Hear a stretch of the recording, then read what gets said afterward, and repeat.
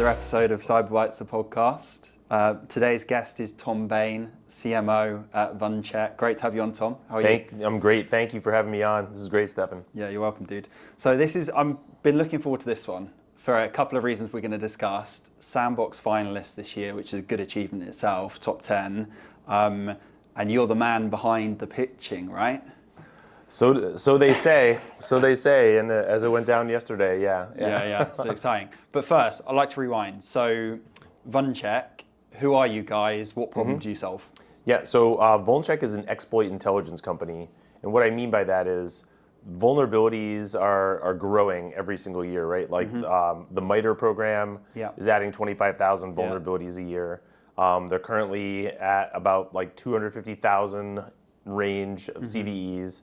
And it just continues to grow. And exploitation of unpatched vulnerabilities is the single biggest common thread and root cause for breaches today, right? Okay. And that just came out in the Verizon Data Breach Investigations report. So DBIR said it last year at RSA. Kevin Mandia kind of stated that in his keynote, and we're seeing that. The way that we're solving the problem is really all about building an autonomous system, if you would, where we're collecting all vulnerability intelligence everywhere from hundreds and hundreds of sources, over 300 million records that we maintain on all CVEs. We refresh it hourly in our product. Okay. And it's, we're taking this scalable problem and really trying to distill it down to what actually matters for defending organizations. Because I feel like folks just get bombarded, right? With like, okay, so I've got, you can just get scared almost, can't you? You've got thousands of vulnerabilities. What do I prioritize and start? So how does the platform work in that sense? How do you narrow it down to the ones that folks should prioritize? That's a great question. And it was one of the questions yesterday at Sandbox too, which is we prioritize for customers and for product teams by exploitation. So any evidence of exploitation, that's the gating factor for us for how we basically take a vulnerability and push it in with all of the components that are around that, all evidence, all references, all attribution for any specific CVE. And when it comes down to it, it's really only 2% of vulnerabilities are actually ever exploited. Right, yeah. And so that's why our solution is so powerful, right? It's just, we're doing the work of like so many threat analysts. We're doing the work of so many like CTI analysts. We're doing the work of, we're basically taking, in 12 months time, we'll displace any vulnerability management platform, right? So like we're, cool. And we're displacing threat intelligence solutions too. So we're kind of merging those two worlds. And we take an autonomous approach. And one of the very fundamental things that sometimes is nuanced about VulnCheck in our marketing is that the autonomous nature of what we do, it's an autonomous pull, right? So like we created this system to collect all of it and push it through in a machine consumable format that basically we turn the data into JSON and it hits any SIM, any SOAR, any TIP, any SecOps platform or any workflow, right? And it sort of like just takes any workflow and it makes it far more accurate for an enterprise team, a federal team, and it makes them more efficient. So it's really taking the work of analysts because there aren't enough analysts. Yeah, I was having this conversation earlier, and that's the thing, is a skill shortage, right? There's not enough analysts. Plus, it's probably a resource point of view. These companies just don't have the funds or whatever to put the resource in place. So a tool like yours is so important. A quick one here from Oliver, one of the co-founders of Asperon Search. Our CyberBytes podcast showcases the security ecosystem's most exciting companies, but we do much more. Our talent solutions give security vendors the competitive advantage by building high-performing go-to-market and technical teams globally. If you're looking for your next role or need to hire the best talent in this competitive market, then reach out to us directly via our info@email in the show notes. Let's get back to it. Exactly. Yeah, it's we've really tapped into a significant gap in this market. And we're hot right now. And it's not even just about Sandbox. It is about like what we're doing. Like for me as a marketer, the nice thing about VulnCheck for me is I have a ridiculous set of like solutions, and we keep iterating and we keep growing the solution set, and so that's awesome. That's Work with an awesome team who's done this before, with like super deep like detection, research, and response backgrounds. And the third thing is As a marketer, I can go to like our OEM use case is basically any cybersecurity company, right? So like everybody down at the expo that is exhibiting, they're mostly trying to get enterprise business. Right. Like I can go to any booth and go like, our stuff is going to make your product like way better. And the smart companies really get that. Like they've latched on, and our customer base has grown. So like for me, I can market to cybersecurity, enterprise, federal. Anyone who's a customer usually like wants to become a partner with us because they see the value of what we're doing, and they can see that like there's opportunities for them to resell our data as well too. Yeah, it's exciting for sure. And let's talk Sandbox then. So, first of all, congrats, because it's a good achievement. Maybe it'd be good to start how you got there and maybe why you've got there. I don't know if this criteria is shared with you before going in, but it'd be good to share that. It definitely is. I think so. I would say that what I know about sort of like the very early stages of that process is they get hundreds, if not like close to 1,000 submissions from early stage companies who are doing something different. And I think every single one of the 10 finalists that got in, when they whittle it down, they have their own process, right, for how they determine and identify the companies that they want to present at the event. Sure. And I don't envy them because they have to go through a lot to kind of do that, because it's a huge actual submission. Then you also have to create a video as well too. And I think we did really well with the submission, and we produced a good video that literally has like within a month, it was like the winning submission. And I use it for for advertising and everything. And we've gotten so much inbound from it. It's been a great experience. But it was really just about trying to articulate our differentiation. Yeah. What gap are we hitting? Why are we different? Why are we innovative? And then really what does a customer get, right? Like what's the output that you get from VulnCheck? And we try to be very explicit about that. We're a little bit like bullish because we believe in what we're doing.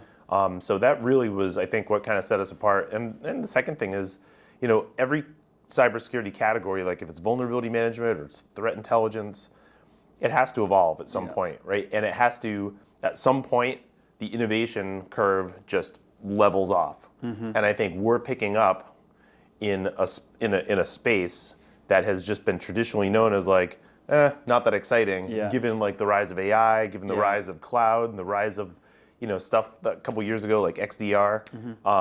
We are really kind of like turning that on its head. Yeah, it's interesting.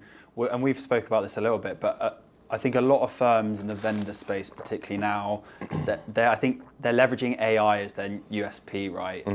We'll see how that plays out. But how are you guys? You've touched on a couple of points, but how are you guys doing things differently? How are you innovating within the vuln management space? Yeah, which is a great question. It really comes down to like three things. Number one, which is because we've built a way to be able to take so much data, like a massive data set, and distill it down to what matters into that 2%. That's a huge advantage for us. We're taking time off of we're giving time back. We're not expecting customers to bargain shop with us, but we're also not the most expensive platform, adding all kinds of like different pro services charges on. We're a straightforward 6-figure deal per product, and what the value that we deliver so quickly is usually that's the second thing is like we're quick in our delivery of the data. But we're also very quick in the way that we're able to like not just push it in, but like to deliver significant value to teams.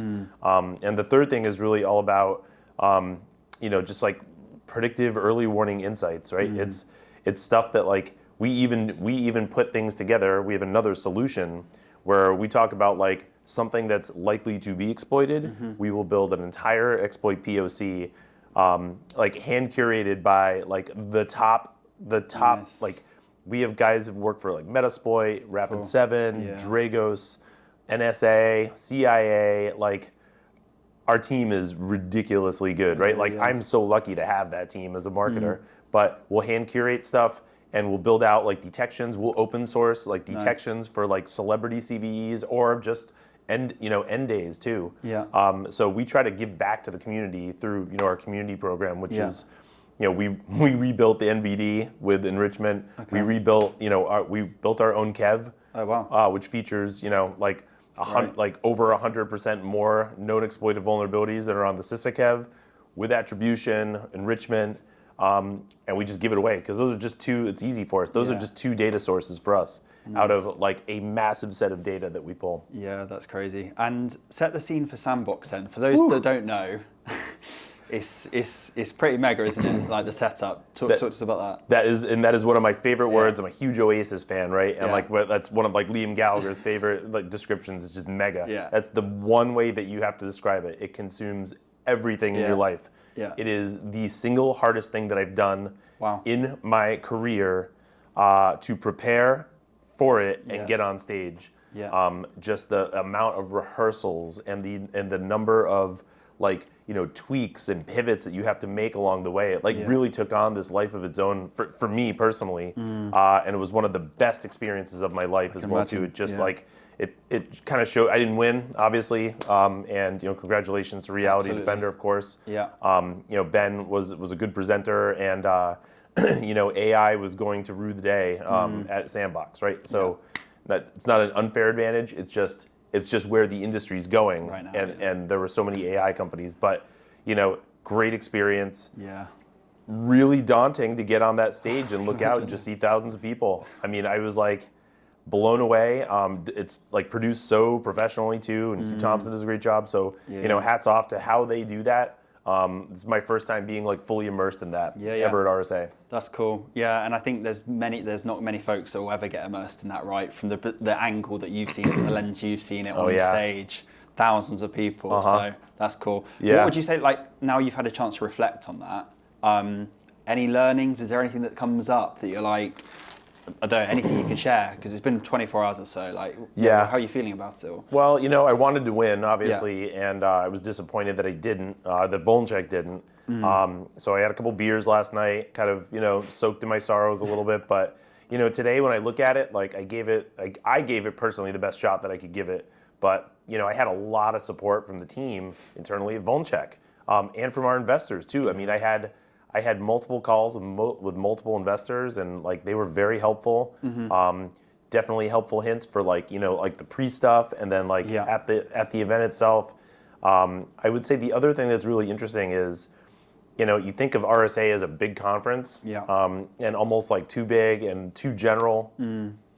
It really truly is a program designed to feature really cutting edge new companies. And for sure. I think that's important for this industry. Yeah, for sure. And let's go back to VulnCheck then. So seed funded right now? Yes. Yeah, seed. What's future looking for you guys this year, next couple of years? Don't know how much you can share, of course. Yeah, no, what I would say is we're going to continue our path into like enriching any cybersecurity product in the market. We're going to continue our path toward delivering like a level of intelligence to enterprise teams and federal teams. We have a very big federal business. Obviously, we've got funding from InQtel, and then we also did, Sorensen Capital has invested capital in the company, and Nextera Energy as well too. Cool. Yeah. So we're looking at it from like everything we do helps like secure the entire ecosystem of business globally.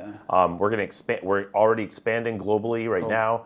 APAC, Australia, Europe. Like we're taking off so quickly. We can't keep up. Like we're hiring and we're trying to hire smartly so we don't have to if there's like another downturn or another SVB disaster or something. Banking system just goes out the window. But I think we're building a very smart business. We have a great culture. We have a great founder and a great team. It's probably the best. I would say like this is the best startup, and I've run marketing at like 9 different startups in cyber. Nice. This is the single most fun startup that I've ever worked at. Folks listening, they should reach out to you guys then. Absolutely, if they're in the space. For sure. 100%. Cool. And I guess we'll wrap this up then. A couple of last questions, but is there anything else that you wanted to share with the audience? Anything that you feels like necessary? I would get the chance, plugs, anything like that. Yeah, no, I would say, we're, for anybody out there who's a practitioner, like they should come and just like, they can easily come to our website, right? And just like, we've got community resources. It takes literally 5 seconds. Start using our stuff. Cool. Give us some feedback. We're super easy to work with, and we want people to use what we've built. For, in our free tools, right? It's not just so I can go and generate leads, even though we do through that, but it's like, use our stuff, like use it, like give us feedback on different use cases. And I would say the second thing is, don't be afraid if you're like an early stage company, early founder.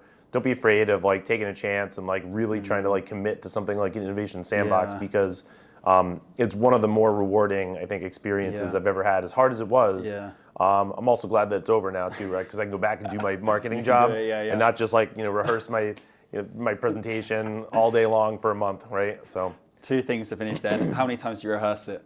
Hundreds?